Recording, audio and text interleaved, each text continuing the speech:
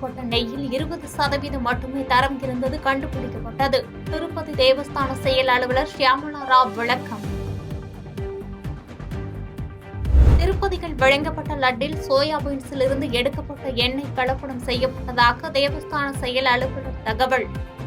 தரமற்ற நெய் விநியோகம் செய்த ஏஆர் டெய்ரி நிறுவனம் மீது சட்டப்படி நடவடிக்கை எடுக்கப்படும் என்றும் உறுதி.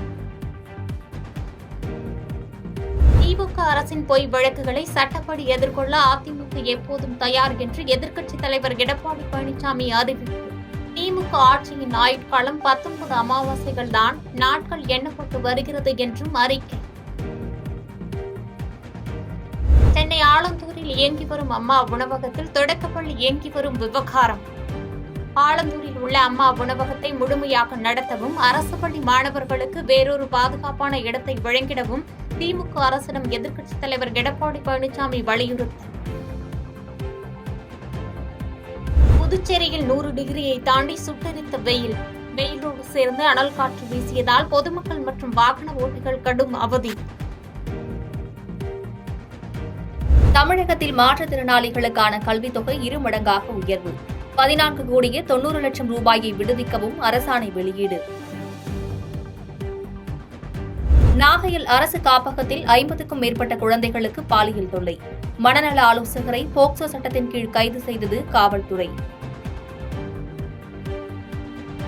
செப்டம்பர் 23ஆம் தேதி முதல் வேலைக்கு வராதவர்களின் அடையாள அட்டை முடக்கப்படும். 12வது நாளாக போராட்டத்தில் ஈடுபட்டுள்ள ஊழியர்களுக்கு சாம்சங் நிறுவனம் எச்சரிக்கை. திருப்பதியில் லட்டுகளில் விலங்குகளின் கொழுப்பை சேர்த்து மகா பாவம் செய்துவிட்டார்கள். முன்னாள் தலைமை அர்ச்சகர் பரபரப்பு குற்றச்சாட்டு. 3 நாள் பயணமாக நாளை அமெரிக்கா செல்கிறார் பிரதமர் மோடி. குவாட் நாடுகளின் தலைவர்களுடன் உச்சி மாநாட்டில் பங்கேற்கிறார். கைவினை கலைஞர்களுக்கான விஸ்வகர்மா திட்டத்தை விளக்கும் கண்காட்சி. மகாராஷ்டிராவில் வர்தாவில் பார்வையிட்ட பிரதமர் மோடி. ஜம்மு காஷ்மீரில் தீவிரவாதம் ஒடுக்கப்பட்டதை போல் நாட்டில் நக்சலைட்டுக்கும் முடிவு கட்டப்படும் என அமித்ஷா உறுதி. நக்சலைட்டுகள் தங்கள் ஆயுதங்களை ஒப்படைத்து சட்டத்தின் முன் சரணடைய அழைப்பு. இலங்கையில் நாளை நடைபெறுகிறது அதிபர் தேர்தல் வாக்குப்பதிவு.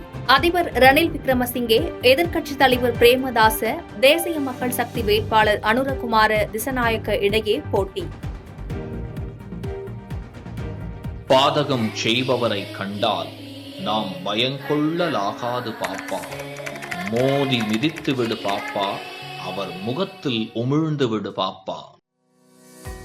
அண்மை செய்திகளை உடனுக்குடன் தெரிந்து கொள்ள இணைந்திருங்கள் இயம்நாடு தொலைக்காட்சியுடன்.